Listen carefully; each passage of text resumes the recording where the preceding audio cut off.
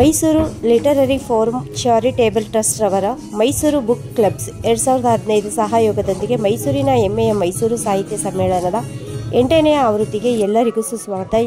ಇಲ್ಲಿ ಮಾತುಗಳು ಮಾಯಾಲೋಕ ಸೃಷ್ಟಿಯಾಗುತ್ತಾ ವೈಚಾರಿಕತೆಯ ಕಿಡಿಗಳು ಜಾಜ್ವಾಲ್ಯಮಾನವಾಗುತ್ತದೆ. ಕಾಲಾತೀತ ಶಿಲ್ಪಕಲೆ ಮತ್ತು ಸಾಂಸ್ಕೃತಿಕ ಶ್ರೀಮಂತಿಕೆ ಮೇಳೈಸಿದೆ. ಪರಂಪರೆ ಹಾಗೂ ಆಧುನಿಕತೆ ಸಂಮಿಶ್ರಗೊಂಡ ಪ್ರತೀಕವಾಗಿ ಎಲ್ಲರನ್ನೂ ಮೋಡಿ ಮಾಡುವ ಮಾಂತ್ರಿಕ ನಗರಿ ಮೈಸೂರಿನಲ್ಲಿ ದೇಶದ ಎಲ್ಲೆಡೆಯಿಂದ ನೂರಾರು ಜನ ಸಾಹಿತಿಗಳು, ವಾಗ್ಮಿಗಳು ಮತ್ತು ರಾಜ್ಯದ ಹಲವು ಕಡೆಗಳಿಂದ ಜನಪದ ಕಲಾವಿದರು ಆಗಮಿಸಿ 16 ಗೋಷ್ಠಿಗಳನ್ನು ನಡೆಸಲಿದ್ದು, 2 ದಿನಗಳ ಅವಧಿಯಲ್ಲಿ ಕಾಲ್ಪನಿಕ ಹಾಗೂ ವಸ್ತುಭೂತ ಸಾಹಿತ್ಯದ ಹಲವಾರು ಆಯಾಮಗಳು ರಸದೌತಣ ಇಲ್ಲಿ ತಮ್ಮನ್ನು ಎದುರು ನೋಡುತ್ತಿದೆ.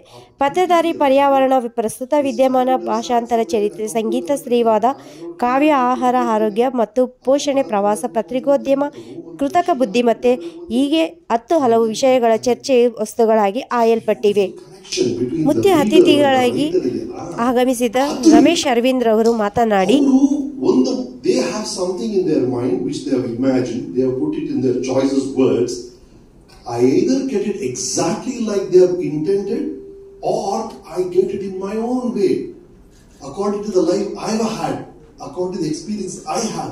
That is why I feel every book is Ardha Satya from the writer's side, and there is Ardha Satya from the reader's side. That forms one Paripurna Satya, one full circle which forms there. That is so individual. The same experience I get of one book will be so different from what you get because of the way you imagine reality as. Our connection is so beautiful, and the joy of it, the joy of getting the right book, the joy of reading the right book, that is phenomenal as a reader. A thing of beauty is a joy forever. A thing of beauty, a book of value is a joy forever. A book of value, ನಿಮ್ಮ life ನಲ್ಲಿ ಒಂದು book ಇಟ್ಬಿಡ್ತು ಅಂದ್ರೆ that is a joy forever. You will read it again and again and again and get new meanings from it.